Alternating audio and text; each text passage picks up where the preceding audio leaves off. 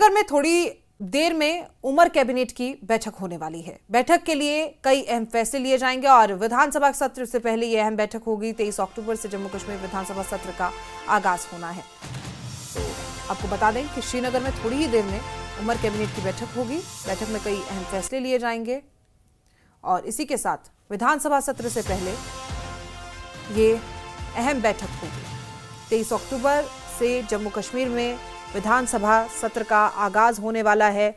इससे पहले ये अहम बैठक, कई महत्वपूर्ण मुद्दों पर चर्चा इस बैठक में की जाएगी। आप देख सकते हैं कि कई वरिष्ठ नेता भी इस बैठक में आपको दिखाई दे रहे होंगे। ऐसे में जब 23 अक्टूबर से विधानसभा सत्र का आगाज होना है, ये बैठक कई मायनों में अहम मानी जा रही है।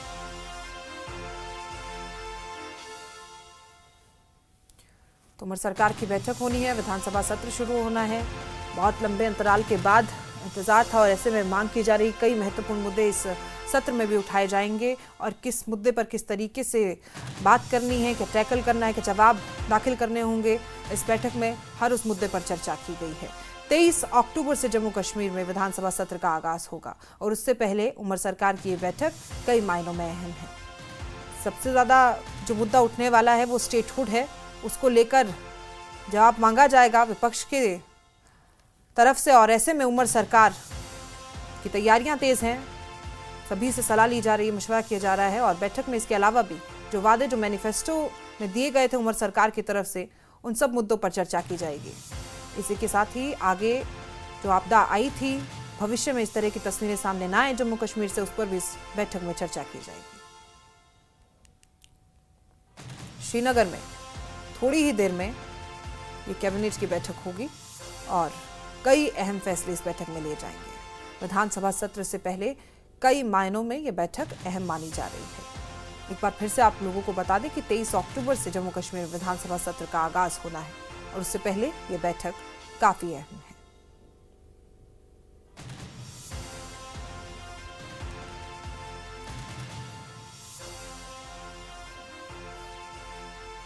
उमर सरकार की बैठक और ये कई वरिष्ठ नेता भी इस बैठक में शामिल है।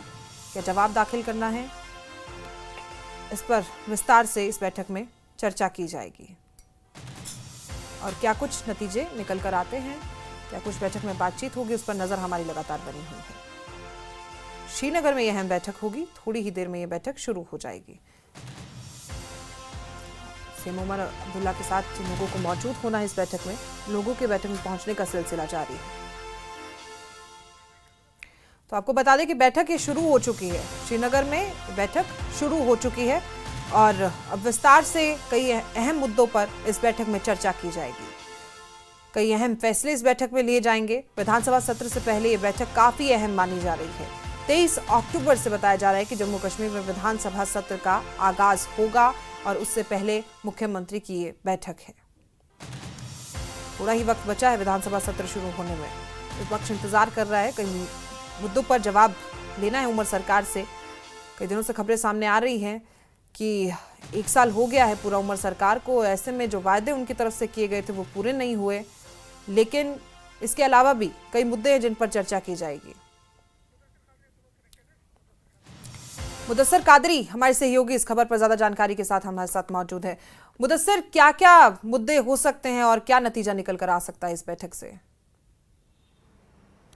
देखिए, अगर सोर्सेज की हम बात करेंगे तो बिल्कुल हम इस वक्त सिविल सेक्रेटरीट श्रीनगर के बाहर मौजूद है और बताया जा रहा है कि अभी अभी जो चीफ मिनिस्टर उमर अब्दुल्ला है वो सिविल सेक्रेटरीट में दाखिल हो गए हैं और जो मीटिंग है, कैबिनेट मीटिंग जो कि शेड्यूल थी 4 बजे, तो वो कहीं ना कहीं शुरू हो चुकी है। बहरहाल इस हवाले से तफसीलात का इंतजार रहेगा कि क्या क्या डिसीजन जो है इस कैबिनेट मीटिंग में लिए जाएंगे। लेकिन खास तौर पर अगर सोर्सेज की हम बात करेंगे तो ये बताया जा रहा है जो की एजेंडा आज का होगा वो ये होगा कि जो CDF है, कंस्टिट्यूएंसी डेवलपमेंट फंड, जो कि MLAs का एक फंड होता है जो अपनी अपनी कंस्टिट्यूएंसीज होती है उनको डेवलप करने की, तो उसमें तौसी करने का जो है प्रपोजल लाया जाएगा और उसको कहीं ना कहीं उस पर मुहर जो है वो लग जाएगी। और अभी तक जो है 3 करोड़ जो रुपया है वो मुख्तस रखा गया है CDF पर MLA। तो ऐसा बताया जा रहा है कि ये CDF जो है अब 4 करोड़ रुपया हो जाएगा, यानी कि 4 करोड़ रुपया अब पर MLA को मिलेगा अपनी अपनी कंस्टिट्यूएंसीज में डेवलपमेंट करने के लिए। और इसके अलावा जो कंसिडरेशन में रखा जाएगा, जो कि जम्मू एंड कश्मीर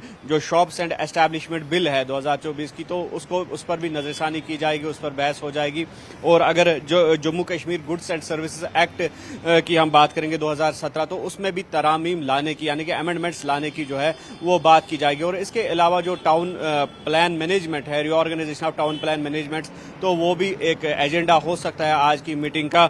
और साथ ही साथ जो अपग्रेडेशन फ्लोरिकल्चर डिपार्टमेंट जो है, तो उसमें जो है मजीद जिस तरह से असामियां हैं, पोस्ट वैकेंट पड़े हैं, उनको फिल करने की बात कही जाएगी। और साथ ही साथ जो हेल्थ सेक्टर है या फिर जो ओवरऑल अगर हम देखा जाएगा जो गवर्नमेंट डिपार्टमेंट्स है, वहां पर जो खाली पड़ी असामियां हैं, जो खाली पड़े पोस्ट्स है, जिसकी वजह से कहीं ना कहीं वर्क कल्चर भी अफेक्ट होता है। और साथ ही साथ यहाँ के जो एम्प्लॉयमेंट एवेन्यूज गवर्नमेंट की तरफ से दिए जाने चाहिए थे नौजवानों को, यूथ को, वो भी मुतासिर हो रहे हैं। तो इस सब पर, इन एजेंडाज पर जो है नजरसानी होगी। और कुल मिलाकर हम ये कह सकते हैं कि आज की मीटिंग काफ़ी अहमियत की हामिल है, क्योंकि आगे जो है बाई इलेक्शंस आने वाले हैं और बाई इलेक्शंस में कहीं ना कहीं सरकार को जो है एक पॉजिटिव एक फायदा मिले, तो उस पर भी वो भी कोशिश की जाएगी कि बाई इलेक्शन से पहले ही कुछ ऐसे फैसले लिए जाए जो कि अवामी हित में हो और जिसका बराह रास्त तौर पर नेशनल कॉन्फ्रेंस को फायदा मिल सके। चाहे नगरोटा के बाई इलेक्शंस की बात करेंगे या बडगाम के बाई इलेक्शंस की बात करेंगे। जाहिर तौर पर एक सवाल तो ये भी बनता है कि फिलहाल इस बैठक में कौन कौन मौजूद है। दूसरी तरफ आपने सही कहा कि बडगाम में जो स्थिति है, आगा रहुल्ला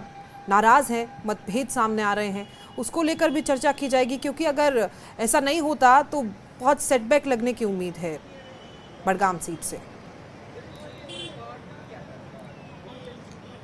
आवाज साफ नहीं है, आप अपना सवाल दोहराइए। जी, मैं कह रही हूँ कि ये सवाल अहम है कि आपने बताया बडगाम सीट से जिस तरीके से हम देख रहे हैं, कल से खबरें सामने आ रही हैं कि आगा रहुल्ला नाराज हैं, जबकि उमर सरकार ने कहा है, उमर अब्दुल्ला ने कहा है कि मुझे तो इस बात की जानकारी नहीं है। इस बैठक में क्या इस बारे में भी बात की जाएगी, क्योंकि बडगाम सीट काफी अहम थी, जीत भी एनसी की तरफ से दर्ज की गई थी। अगर वो नाराजगी नहीं ठीक होती है तो कहीं ना कहीं सेटबैक लगने की उम्मीद है।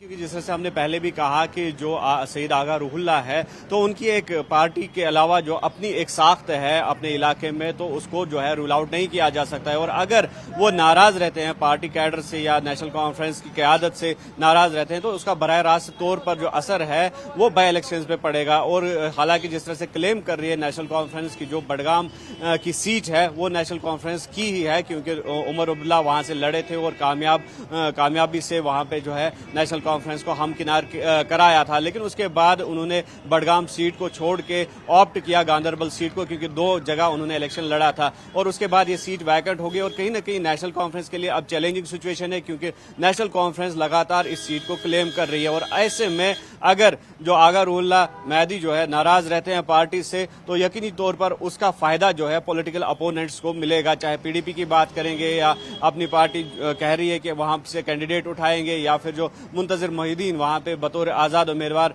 लड़ रहे हैं, या बीजेपी ने भी वहां का ही लोकल जो उम्मीदवार है उसको तरजीह दी है और वहां से मैदान में उतारा है। तो यकीनी तौर पर इसका फायदा जो है पॉलिटिकल अपोनेंट जो है अच्छा खासा उठाने की कोशिश करेंगे। तो ऐसे में कोशिश नेशनल कॉन्फ्रेंस की कैडर की, नेशनल कॉन्फ्रेंस क़यादत की यही है कि किसी न किसी तरीके से सईद आगा रुहुल्ला के साथ जो डिफरेंसेस है उनको खत्म कर दिया जाए और उनको वापस जो है पार्टी कैडर में लिया जाए। और उनका एक कलीदी रोल जो रहा है माजी के इलेक्शन में, जो लास्ट ईयर असेंबली इलेक्शंस की हम बात करेंगे, तो वो उस रोल को इन बाई इलेक्शन में भी निभाए, ताकि उसका बराह रास्त तौर पर यानी कि डायरेक्टली जो बेनिफिट है वो नेशनल कॉन्फ्रेंस को मिल सके। बहुत बहुत शुक्रिया मुदस्सिर आपका हमारे साथ जुड़ने के लिए। तो देखिए, कई मायनों में ये बैठक अहम है और कई मुद्दों पर चर्चा की जानी है। ऐसे में जब 23 अक्टूबर को विधानसभा का सत्र यहाँ पर बहुत लंबे अंतराल के बाद बैठेगा, कई रणनीतियों पर बात की जाएगी। इसी के साथ जो हमारे सहयोगी ने भी हमें जानकारी दी कि बाई इलेक्शंस आ रहे हैं, उसको लेकर जो नाराजगी इनके वरिष्ठ नेता में नजर आ रही है, आगा रहुल्ला की बात कर रहे थे हम, तो उन्हें भी मनाना कहीं ना कहीं बहुत ज़रूरी है। और क्या कारण है उनकी नाराज़गी का, और अब उन्हें किस तरीके से मनाया जाए, क्योंकि उनकी तरफ से उम्मीद की जा रही थी कि वो चुनाव प्रचार करे बडगाम सीट से, लेकिन उनकी तरफ से मना कर दिया गया था कि मैं नहीं जाऊंगा, मैं किस मुंह से जाऊं जनता के बीच में, जो वायदे उमर सरकार ने किए थे वो पूरे नहीं किए। तो कई मुद्दों पर अब चर्चा होनी बाकी है और क्या नतीजा निकल कर आता है उस पर हमारी नजर लगातार बनी हुई है।